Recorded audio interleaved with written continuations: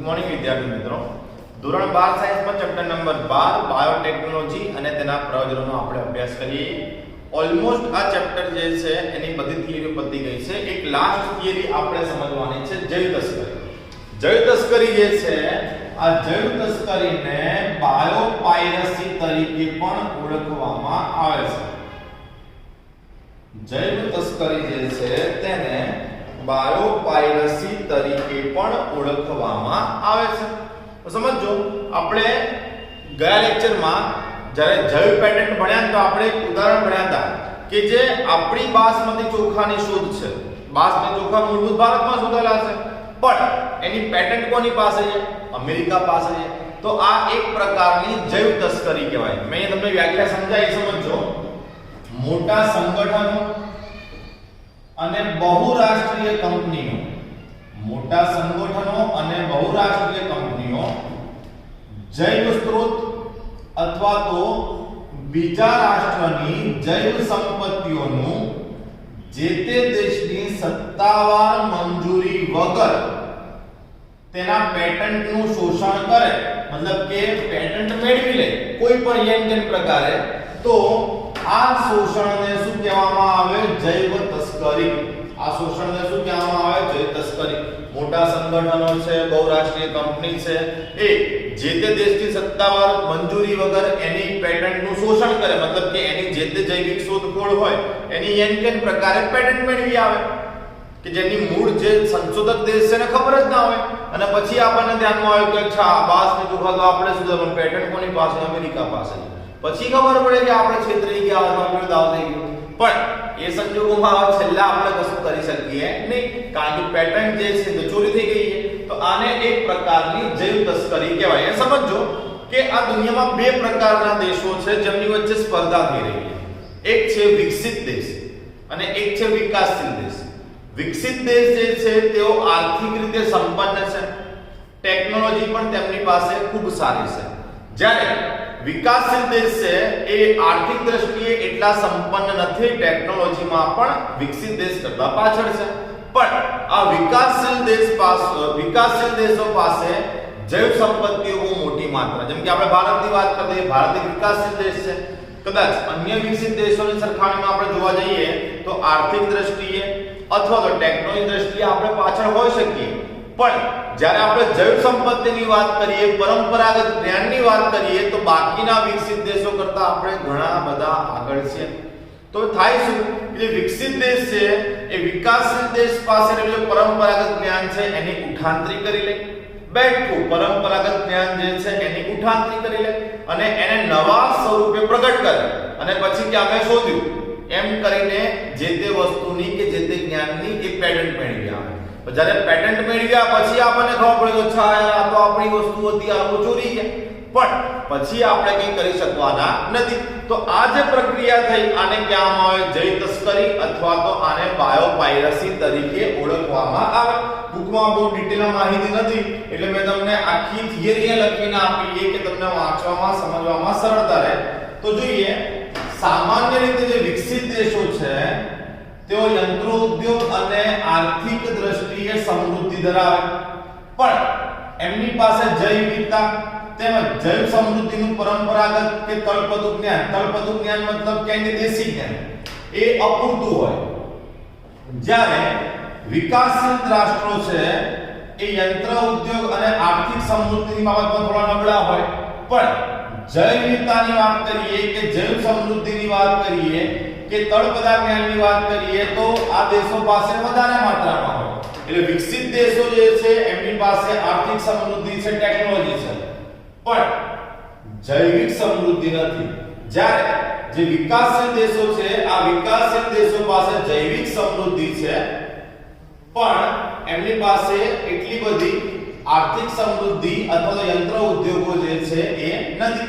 હવે સમજો, જૈવ સમૃદ્ધિ કે જૈવ સ્ત્રોતોનું જે રૂઢિગત જ્ઞાન છે એ સ્થાનિક વસ્તી સમાજના સદીઓથી અનુભવના નિચોડ સ્વરૂપે પ્રાપ્ત થયેલું હોય છે. એક ઉદાહરણ આપો, જેમ કે ભારતની અંદર આપણે યોગની વાત કરીએ કે ભારતમાં આયુર્વેદની વાત કરીએ, તો આ જે તે આપણે ભારતના જે લોકો છે એ વર્ષોથી એમના જે અનુભવો થયા એ અનુભવોને આધારે આ જ્ઞાન પ્રાપ્ત કરતા ગયા. હું તમને એક ઉદાહરણ આપું કે જંગલમાં વસવાટ જે વસ્તી હોય જેને આપણે વનવાસી કહીએ છીએ, બરાબર છે. આ જંગલમાં વસવાટ કરતી વસ્તી જે છે એની પાસે વનસ્પતિનું જ્ઞાન ખૂબ વિપુલ માત્રામાં હોય. કઈ વનસ્પતિ ખવાય, કઈ ના ખવાય, કઈ ઔષધ તરીકે વાપરી શકાય, આ જ્ઞાન એમની પાસે ક્યાંથી આવ્યું? તો વર્ષોથી એમના પૂર્વજો ત્યાં રહી રહ્યા છે, એમને જે અનુભવો થયા છે એના આધારે આ જ્ઞાન એક પેઢીમાંથી બીજી પેઢીમાં આવતું ગયું છે. મતલબ કે આ જે જ્ઞાન છે એ વસ્તી કે સમાજના સદીઓના અનુભવના નિચોડ સ્વરૂપે પ્રાપ્ત થયું છે. હવે થાય શું કે આ જ્ઞાનનો અન્ય દેશો દ્વારા ઉપયોગ કરવામાં આવે તો અન્ય દેશોનો સમય પણ બચે, શક્તિ પણ બચે અને પૈસા પણ બચે. હવે એ લોકો શું કરશે કે આવું ઘણું બધું જ્ઞાન આપણી પાસેથી મેળવી લેશે અને પછી એનું આધુનિકીકરણ કરીને વધુ ને વધુ સમૃદ્ધ બનશે. મતલબ કે આપણું જ્ઞાન છે એનું આધુનિકીકરણ કર્યું અને પછી એની પેટન્ટ લઈ આવ્યા. અને પેટન્ટ લઈ આવ્યા એટલે આપણો ધ્યાનમાં બી ના હોય કે આપણા દેશની શોધખોળ જે છે એની પેટન્ટ બીજો કોઈ દેશ લઈ ગયો. જ્યારે લોકો પેટન્ટ નોંધાવે ત્યારે આપણે ધ્યાનમાં આવે તો આ રીતે તેઓ આર્થિક દ્રષ્ટિએ પણ સમૃદ્ધ બને. પણ જે મૂળ દેશ છે કે જેની શોધ છે કે જેનું પોતાનું જ્ઞાન છે એને કોઈ ફાયદો થતો નથી. આથી જળ તસ્કરી અટકાવવાની અને તે અંગે જાગૃતિ લાવવી જે છે એ આવશ્યક છે. જેમ કે હું વાત કરું હળદર, લીમડો, બાસમતી ચોખા એ બધા આપણી જૈવ સમૃદ્ધિ છે. તે સિવાય આર્થિક ઉપયોગિતા ધરાવતી ઘણી બધી વનસ્પતિઓની જૈવ તસ્કરીના ઉદાહરણો બી આપણે જાણીએ. જેમ કે આ ત્રણમાંથી જ બાસમતી ચોખાની પેટન્ટ આપણી પાસે નથી. અમેરિકાએ એને શું કરી? જૈવ તસ્કરી કરી લીધી. પેટન્ટ કોની પાસે છે? અમેરિકા પાસે. તો બહુરાષ્ટ્રીય કંપનીઓ અને વિકસિત દેશો જે છે એ વિકાસશીલ દેશોનું આ રીતે શોષણ કરે છે. હવે એમાં કેટલાક ઉદાહરણ જેમ કે આપણા બાસમતી ચોખાનું પેટન્ટ અમેરિકા પાસે છે. એ સિવાય ઘણી બધી વનસ્પતિ એવી છે કે જેના પેટન્ટ અન્ય જ કોઈ દેશ શોધ્યું કોઈ દેશ પેટન્ટ કોઈની પાસે છે. એ સિવાય ઘણીવાર આ લોકો શું કરે કે જે સારી વનસ્પતિ હોય એનું એક સારું એવું જનીન, સારું લક્ષણ ધરાવતું જનીન, જેમ કે આપણે વાત કરીએ કે બેસિલસ thuringiensis બેક્ટેરિયા, તો એનું જે ક્રિસ્ટલ જનીન છે એ કામનું છે તો એને અલગ કરીને પેટન્ટ લઈ લેશે. એટલે આ ક્રિસ્ટલ જનીન જે છે એને તમે કોઈ પણ વનસ્પતિમાં વાપરશો તો જેની પાસે પેટન્ટ હોય તમારે એની મંજૂરી લેવી પડે. મતલબ જનીનનું અલગી કરીને એનો પેટન્ટ લઈ લેશે, રૂઢિગત જ્ઞાનની ઉઠાંતરી કરે અને એને નવા સ્વરૂપ પ્રગટ કરે. બરાબર, આ બધા જે છે એ બાયોપાયરસીના ઉદાહરણ છે. અને બહુ જાણીતું એક ઉદાહરણ છે, પશ્ચિમ આફ્રિકામાં એક વનસ્પતિ જોવા મળતી હતી, પેન્ટાડિપ્લાન્ટ્રા બ્રાઝિયાના વનસ્પતિ. ફરીથી પશ્ચિમ આફ્રિકામાં જોવા મળતી વનસ્પતિ કઈ? પેન્ટાડિપ્લાન્ટ્રા બ્રાઝિયાના. આ બ્રાઝિયાના વનસ્પતિમાંથી બ્રાઝિન નામનું પ્રોટીન બને છે અને આ પ્રોટીન ખાંડ કરતા 2000 ગણું વધારે ગળ્યું છે. ઓકે, પશ્ચિમ આફ્રિકાની અંદર પેન્ટાડિપ્લાન્ટ્રા બ્રાઝિયાના નામની વનસ્પતિ જોવા મળતી હતી જેમાંથી મળતું હતું પ્રોટીન, જેનું નામ હતું બ્રાઝિન. આ બ્રાઝિન જે છે ખાંડ કરતા 2000 ગણું વધારે ગળ્યું હતું.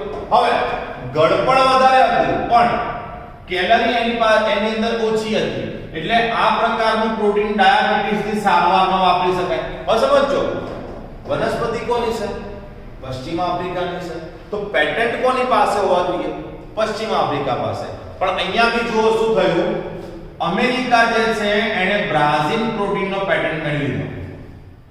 તો આ તો એક પ્રકારે સીધું બાયોપાયરસી ઉદાહરણ થઈ ગયું કે પશ્ચિમ આફ્રિકાની વનસ્પતિ હોય તો પેટન્ટ પશ્ચિમ આફ્રિકાની પાસે હોય, અમેરિકા પાસે ક્યાંથી આવે? કારણ કે ચોર પ્રકારનું રાષ્ટ્ર છે. ઘણા બધા દેશો જે છે એના પરંપરાગત જ્ઞાનને ઉઠાવવાની આ દેશની આદત છે. બરાબર, તો અમેરિકા પાસે બ્રાઝિલ જે છે એની પેટન્ટ છે. એમણે આ બ્રાઝિલનો ઉપયોગ કર્યો મકાઈમાં અને આ રીતે તેમણે ખાંડ જે છે એના ઉત્પાદનની શરૂઆત કરી. તો આમ જોવા જઈએ તો મૂળ દેશ જે છે એને તો નુકસાન જ થઈ રહ્યું છે.